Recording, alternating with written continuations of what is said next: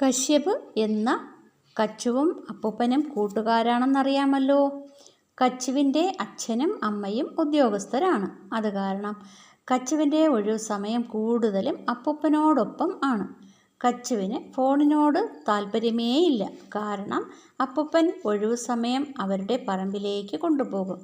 അവിടെ തെങ്ങും കവുങ്ങും ഇടവിളയായി ഇഞ്ചിയും ചേനയും ചേമ്പും എല്ലാം ഉണ്ട്. കച്ചു അപ്പൂപ്പനോടൊപ്പം പോയി ഈ കൃഷി വിളകൾക്ക് വെള്ളം നനയ്ക്കാറുണ്ട്. അവിടെ ജോലിക്കാരോടൊപ്പം കച്ചുവും അപ്പൂപ്പനും വീട്ടിൽ നിന്ന് കൊണ്ടുപോകുന്ന ഭക്ഷണം കഴിക്കും. കഥകളും കാര്യങ്ങളും വേഗം കച്ചുവിന് മനസ്സിലാവും. ഒരു ദിവസം കൃഷിഭൂമിയിൽ വച്ച് ഒരു കുരങ്ങനെ കാണാനിടയായി.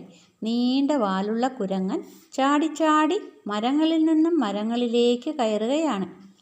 വലിയ ഒരു മാവിൻ കൊമ്പിലാണ് ഇപ്പോൾ കുരങ്ങൻ. അപ്പൂപ്പൻ കുരങ്ങൻ തൊപ്പി എറിഞ്ഞ കഥ കച്ചുവിന് പറഞ്ഞു കൊടുത്തു. കഥ എന്താണെന്നോ? ഒരിക്കൽ ഒരു ഗ്രാമത്തിൽ ഒരു വിൽപ്പനക്കാരൻ എത്തി.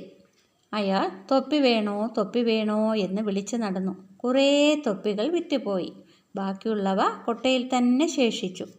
ഉച്ചയായപ്പോൾ ആഹാരവും കഴിച്ച് തൊപ്പിക്കാരൻ മരച്ചുവട്ടിൽ ഒന്ന് മയങ്ങിപ്പോയി. ഉണർന്നു നോക്കിയപ്പോൾ ഒരു തൊപ്പിയും കാണാനില്ല. തൊപ്പിക്കാരൻ അവിടെയും ഇവിടെയും ഒക്കെ നോക്കി. അപ്പോൾ കണ്ടു, മരത്തിൻ്റെ മുകളിൽ കുറേ കുരങ്ങന്മാർ തൊപ്പിയും തലയിൽ പിടിച്ചിരിക്കുന്നു. തൊപ്പിക്കാരൻ പല രീതിയിൽ ആ തൊപ്പികൾ ചോദിച്ചു. എടാ തൊപ്പിതാടാ എന്ന് പറഞ്ഞു. അവ അനുസരിക്കാതെ ഇരുന്നു. കല്ലെടുത്ത് എറിഞ്ഞു നോക്കി. തൊപ്പി കിട്ടിയില്ല.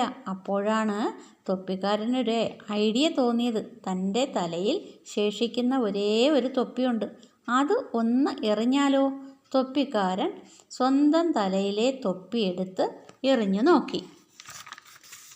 ഐഡിയ ഫലിച്ചല്ലോ. അത് കുരങ്ങന്മാർ അതുപോലെ അവരുടെ കൈവശമുള്ള തൊപ്പികളെല്ലാം തിരിച്ചറിയാൻ തുടങ്ങി. തൊപ്പിക്കാരന് സന്തോഷമായി.